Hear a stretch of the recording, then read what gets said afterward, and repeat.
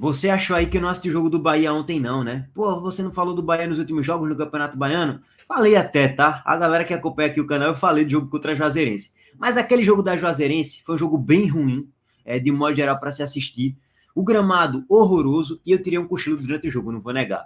Ontem chocou, né? O Sport jogou de 9h30 e o Bahia também. Infelizmente, eu queria que fosse um horário distinto, porque aí a gente ter uma análise mais completa, mais profunda sobre os dois jogos, que eu gosto de acompanhar. Sempre bons jogos na Copa do Nordeste também. Só que o Sport ele abre o placar muito rápido. 4 minutos, gol de Romarinho. Pô, praticamente ali já vai encaminhando a classificação. Mete 2-0 na metade para o finalzinho ali do primeiro tempo, encaminhou a classificação. O Trem teve um jogador expulso na reta final do primeiro tempo. Então o Sport com um jogador a mais, 2-0 contra o time fraquíssimo do Amapá, era claro que o Sport já estava classificado. Então deu para eu ter uma análise mínima ali do jogo do Bahia em relação à atuação coletiva do time, que foi uma atuação fraca coletivamente falando, e algumas atuações individuais que também performaram muito abaixo. Everton Ribeiro, fraco em questão de intensidade, não conseguindo se desvencilhar muito da marcação e foi presa fácil. Cauli não começa bem a temporada de modo geral, está abaixo do que ele pode apresentar e do que já apresentou no Bahia na temporada passada, na reta final da Série A.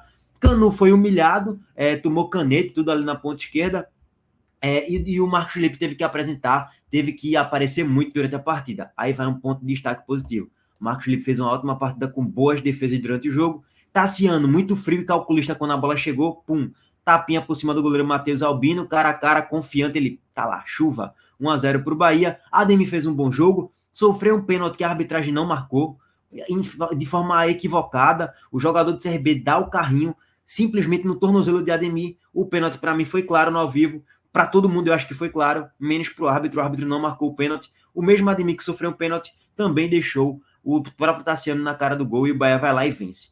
Dito tudo isso, foi um ótimo resultado para o Sport. O Sport nem jogou e terminou a rodada na liderança, tá? O Sport jogou, lógico, semana passada contra o Fortaleza e empatou.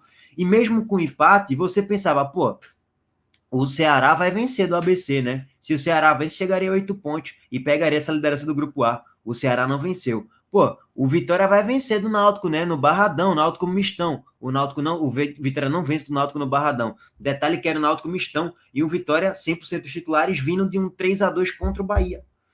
Aí você pensa, pô, o Botafogo pode vencer em casa, vai pegar o Altos. E o Botafogo perde do Altos. Então, assim, a rodada, de modo geral, foi espetacular. Ah, mas o Maranhão ganhou. Gente, o Maranhão não é um concorrente direto com o Sport. Beleza que está a 2 pontos de diferença só. Beleza, a gente sabe disso. Mas, assim, o Maranhão não tem a capacidade técnica para competir com o Sport. O Sport tem muito mais time do que o Maranhão, gente. A defesa do Maranhão é horrorosa, tá? E outro time que venceu foi o River do Piauí. E outra, o River do Piauí também não tem um nível. Ah, mas é um ponto só. Calma aí, beleza, você quer um ponto só, mas ganhou do Bahia, a gente sabe que ganhou do Bahia. Pode dificultar a vida ali do quarto, mas o Sport, em tese, vai brigar por essa liderança aí. Então, em tese, o River do Piauí e o Maranhão não são concorrentes diretos do Sport por uma liderança ou então por uma busca por uma segunda colocação. Ficaria espantado se o River brigar com o Sport na última rodada por uma segunda colocação. Ou o River ou o Maranhão. Eu acho que quem vai brigar mesmo é Ceará e Vitória. E a partir do momento que o Sport já enfrentou Fortaleza, já enfrentou Bahia, e o Ceará nem enfrentou Fortaleza, nem enfrentou o Bahia, assim como o Vitória nem enfrentou Fortaleza, nem enfrentou Bahia, acaba se tornando um cenário muito favorável para o Sport beliscar essa liderança no Grupo A ao término das 8 rodadas nessa fase de grupos aí da Copa do Nordeste. Porque a partir de agora o Sport vai enfrentar os times que o Ceará e o Vitória já tropeçaram. O Altos do Piauí, o Sport vai enfrentar a Juazeirense, o Altos é lá, né? Lá no Piauí. A Juazeirense aqui na Arena Pernambuco. O Sport vai enfrentar ainda o Timbuzinho danado. O Náutico ainda na Arena Pernambuco também. Então o Sport ele tem um calendário e tem uma projeção de pontos mais interessante do que o CRB, o Ceará e o Vitória. Só para pegar esses pontos aqui, tá? Então acaba sendo uma rodada muito boa para o Sport, porque pelo saldo de gols, o Sport passou o CRB? Não.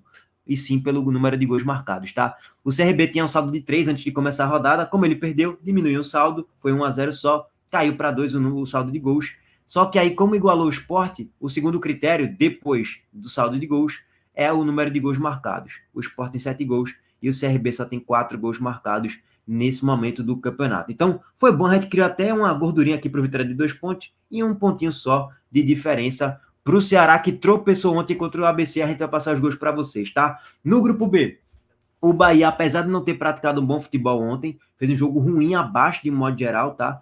Conseguiu chegar a 9 pontos, 4 jogos, 3 vitórias, 4 gols de saldo, 6 gols marcados, 2 gols sofridos. Fortaleza em segundo com 7, o Altos em terceiro com 6, o Náutico em quarto com 5 pontos. Detalhe que o Bahia já pegou o líder e o vice-líder do grupo A. Então, o Bahia está na tabela planejada bem interessante, em uma expectativa ali de beliscar essa liderança também, tá? E como é o líder geral, né, o Bahia ele tem aquele luxo de garantir ali o mando de campo para os jogos mais decisivos da Copa do Nordeste, nas quartas de final, na semifinal, e se chegar na final, também na final, o mando de campo vai ser do Bahia para o jogo da volta na Fonte Nova. Se chegar na final e se garantir a liderança geral, que a gente nem sabe se vai conseguir ou não, porque tem muitos confrontos ainda, tá? O Náutico termina a rodada na quarta colocação, só que a 2 pontos do Lanterna, a 2 pontos do sétimo e do sexto, e a 1 ponto, e aliás, com a mesma pontuação do quinto, que é o 3. Então tá muito em aberto tudo aqui, basicamente. Artilharia, Gustavo Coutinho com 3, Paulo Sérgio tá em segundo colocado com 2 gols marcados, e tem um monte de gente aí com 2 gols marcados também, que eu não vou passar todo esse ponto aqui para vocês, não. Sobre o jogo do Bahia, gente, o scout ele não mente. Ó, em tela para vocês, o Bahia finalizou 2 vezes na barra a partida toda. 2 vezes na barra. E assim, eu tava assistindo a live da Arino Senna, eu concordo muito com o que ele disse. Lembrou muito o Bavi. O Daniel Paulista montou o seu time ali, o CRB, blocos baixos, marcando o Bahia lá atrás, explorando jogadas em transições pelas laterais. E funcionou muito bem isso. O CRB criou muito mais do que o Bahia no primeiro tempo. Criou várias situações, inclusive em cima de Canu, em cima também de Vitor Cuesta ali no miolo de zaga e tal, de um modo geral. Teve finalizações perigosas. O Bahia não conseguiu se desvencilhar muito bem na marcação. O Caio Alexandre, que faz ali o jogo girar, foi banco de reservas. Isso, de certo modo, prejudica um pouquinho o desempenho e fazer com que aquela engrenagem no meio campo gire. O Caio Alexandre, ele ajuda muito as jogadas curtas em transição. É o famoso tocou e passou, toca, passa, e faz a progressão da bola também com a posse de bola, né? Assim, no arraste, com o domínio dela, e não só com os passes curtos, e com a bola longa também. Então, o Caio Alexandre agrega muito a qualidade ao meio campo do Bahia, e como ele foi banco, até prejudica, de certo modo, o jogo do Bahia. Então, assim, tá muito fácil, entre aspas, neutralizar o Bahia nesse início de temporada. Blocos baixos, marca bem, exige muito a intensidade física. Você vê que quando o time ele supera a questão física em cima do Bahia, existe uma soberania muito grande. O Vitória conseguiu se superar e se impor fisicamente diante do Bahia, e o CRB também. E aqui o primeiro tempo o Bahia finalizou uma bola na barra, que foi o gol de Tassiano, a gente vai colocar em tela para vocês. Tirando isso, tem a jogada de Ademir, que ele sofre o pênalti e o juiz não dá.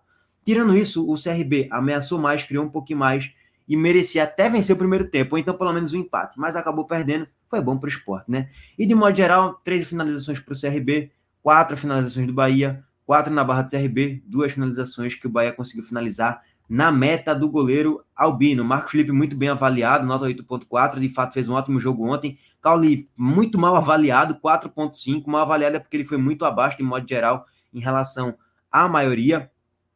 Quando a gente vê aqui, para os que foram titulares, Everton Ribeiro também muito abaixo, fez um jogo bem ruim. Ademir, para mim, fez um jogo até interessante, tá? Só para a gente confirmar aqui, quando a gente vai vir para o Scout, só para descer aqui um pouquinho, cadê? Atuações individuais, aqui, Quando a gente vem aqui para assistências, cadê? Assistências, a gente vê Ademir dando assistência, então não acho que ele foi tão abaixo assim não, 6.1. Eu diria que foi uma atuação ali, nota 7, minimamente, conseguiu fazer mais um bom jogo. E os zagueiros do Bahia, Canu, aliás, muito mal na partida de modo geral, foi humilhado ali em algumas oportunidades. Bom, sem mais enrolações, já enrolei pra caramba de modo geral no jogo. Vamos passar aqui para os gols, tá? O gol, pelo menos, do Bahia no jogo contra o CRB. Jogada em transição. O Bahia com a posse de bola não conseguiu criar muito, não. Mas em transição conseguiu criar. Ademir solta em Tassiano, e Tassiano ali, tapinha por cima de Matheus Albino. 1-0, gol ali nos últimos minutos do primeiro tempo ainda, tá? Mesmo o Baiano fazendo um bom jogo, o Bahia conseguiu, ainda assim, abrir o placar no primeiro tempo e sustentar essa vitória no segundo tempo. Vamos agora passar para os gols de Ceará e ABC, né? Vamos embora. Sem muita enrolação no Castelão. Excelente resultado para o esporte também, esse tropeço do Ceará. Cruzamento na área, cabeçada de Ailon que está fazendo um bom início de temporada até o momento. Golzinho de cabeça aí, boa contratação do Ceará, né? Eu queria no esporte, inclusive, mas foi para o Ceará e tá fazendo os golzinhos dele aí. Mais a jogada aqui em transição, linha de fundo, cruzamento, Eric Puga sem goleiro. falha ali do goleirão, tá? Passe de Guilherme Castilho, bom jogador. O zagueiro não conseguiu chegar, o goleiro também não. 2-0 Ceará. Eu pensei que o jogo já estava resolvido, mas não. O ABC diminuiu o placar com o Daniel Cruz no segundo tempo, aos 15. Falha ali na espanada de bola do zagueiro do Ceará.